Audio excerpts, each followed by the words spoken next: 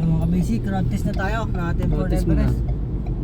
Siyempre para hindi tayo tumba balentok sa kalsada, kailangan dahan-dahan lang 120 lang takbo. 20. Hindi mo na pa rin para makita nilang mabilis to 40. 140. May nakaharang pa na motor. Nakaharang pa na motor. 140 na yung takbo na ngayon. Wala pa. Wala, may May nakaharang. nakaring na motor oh. Pagkaya mo na. Wow. Para road test muna yan. Mga basic. Oh, may truck na naman. Ulit lang kasi ang kalsada dito eh.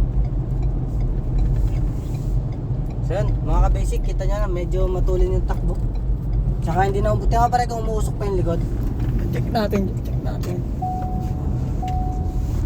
Wala nang usok, ginahata. Wala na. Umuusok nito eh, kasi nga yung sa injector din niya may problema.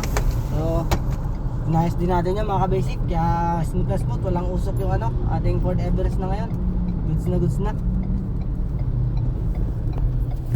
So yan, uwi na ulit kami sa aming barracks. Yan, thanks for watching mga ka-basic. So mga gusto magpagawa, dalhin nyo lang sa amin at tatsambahin natin yan mga Ford nyo mga basic.